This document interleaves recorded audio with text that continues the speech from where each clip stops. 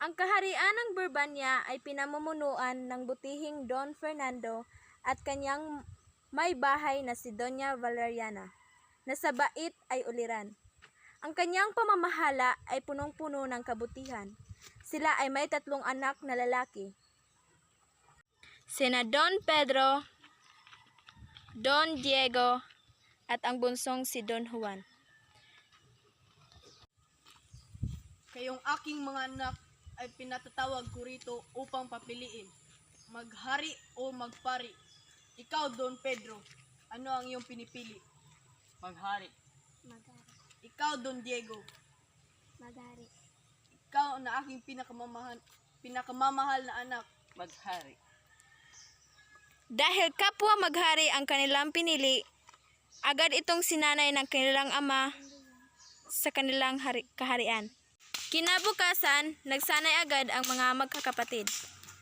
Magaling, magaling. Ama, Papa ko nakita sa inyo ang kagalingan sa pakikidigma. Natutulog ang mahal na hari, napaniginipan niya ang kanyang pinakamamahal na anak na si Don Juan. Wag! Don Juan, aking anak! Anong nangyari sa iyo, aking mahal?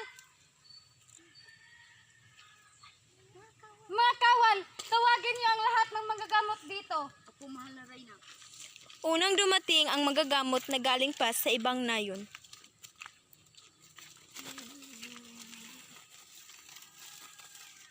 Paunahin po, mahal na Reyna. Hindi ko po matukoy ang kanyang karamdaman. Dahil sa hindi matukoy ng unang manggagamot ang sakit ng kanyang kabiyak, sinundan ito ng isa pang manggagamot na galing sa iba ring nayon.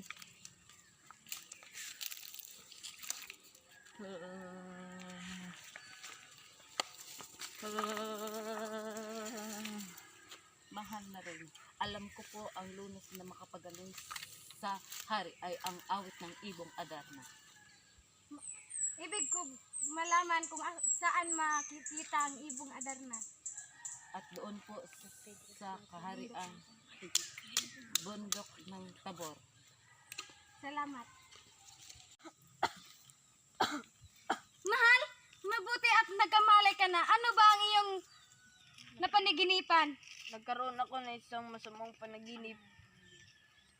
Nais kong makita ang aking mga anak. Mga kawal, dalhin niyo ang 3 magkakapatid. Opo, mahal na Reyna.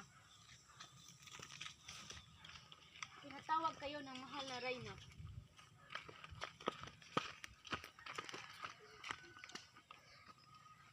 Ama namin, ano ba ang nangyari sa iyo? sa'yo? Nagkaroon ako ng isang masamang panaginip. Nang tanging lunas lamang ay ang awit ng ibong Adarna na matatagpuan sa bundok ng Tabor. Nais kong ikaw, Don Pedro, ang maunang maglakbay para Pedro, nais kong ikaw ang unang humanap sa lunas. Opo, Ama, maaasahan niyo po ako. Sumang-ayon si Don Pedro sa sinabi ng kanyang ama. Kinaumagahan, siya ay naglakbay. Agad na naglakbay si Don Pedro patungo sa bundok ng Tabor para kunin ang lunas sa kanyang ama. Ngayon, nakakaakit naman. Don Pedro sa Pedras Platas. Wala pa roon ang ibong Adarna kaya siya ay nagpahinga muna. Magpapahinga muna ako.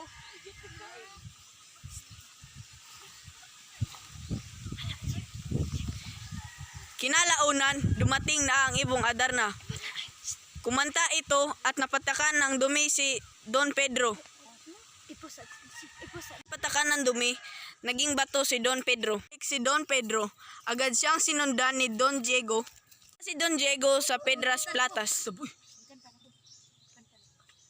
Nagpahinga muna siya dahil wala pa roon ang ibong Adarna. Kinalaunan, dumating ang ibong Adarna at napatakan siya ng dumi. Pagkatapos mapatakan ng dumi ng ibong Adarna ay naging bato si Don Diego. Na hindi nakabalik si Don Pedro at Don Diego, sinundan sila ni Don Juan para hanapin ang ibong Adarna. Lubong ni Don Juan ang isang ermitanyo. Matanda yung Britanyo. Pwede pa bang malaman nasa ng bahay ng ibong Adarna? Matatagpuan mo ang ibong Adarna sa bundok Tabor. Para makuha mo ito, kailangan mong sugatan ang iyong palad upang hindi ka makatulog. Don Juan sa puno ng Pedras Platas. Ngunit wala pa roon ang ibong Adarna, kaya siya ay nagpahinga muna.